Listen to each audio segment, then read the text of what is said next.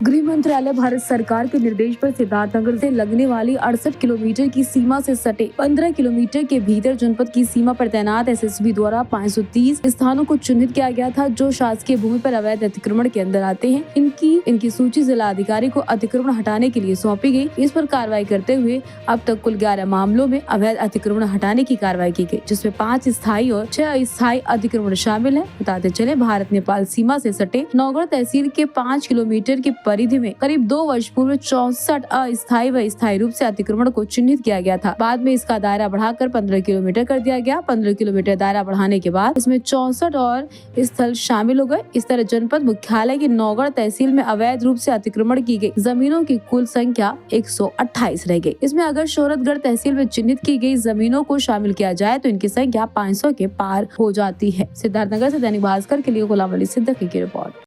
अवैध मदरसे और भारत नेपाल सीमा से लगभग 15 किलोमीटर के दायरे में कुछ मस्जिद मदरसे भी घोषित किए गए हैं, स्थान चिन्हित किए गए हैं। क्या कार्रवाई की जाएगी सर, किस तरह से? देखिए, इंडो नेपाल बॉर्डर में भारत सरकार का जो निर्देश है होम मिनिस्ट्री से, उसमें इंडो नेपाल बॉर्डर से 15 किलोमीटर तक जितना भी सरकारी जमीन पे अवैध अतिक्रमण है उसको हटाने के लिए निर्देशित किया गया है।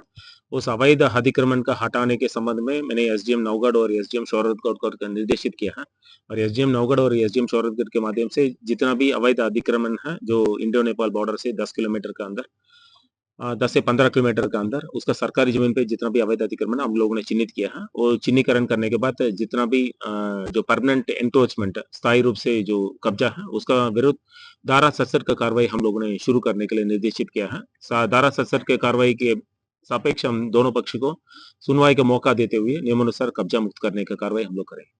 अब तक सर कितने चिन्हित हैं लमसम और कितने पे कार्रवाई अब तक हुई? देखिए, कुल प्रकरण उसमें स्थायी रूप से कब्जा है, कम से कम उसमें 550 के आसपास होगा।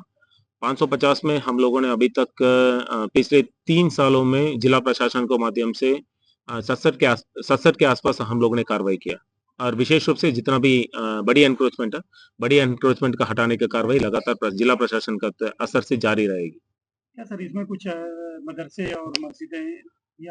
देखिए, अवैध अतिक्रमण किसी भी रूप में होगा तो फिर अवैध तो अवैध ही है, बट धारा 67 के तहत हम कार्रवाई शुरू करेंगे और शुरू करके हम नियमानुसार कब्जा मुक्त करने का कार्रवाई जिला प्रशासन का स्तर से कार्रवाई की जाएगी।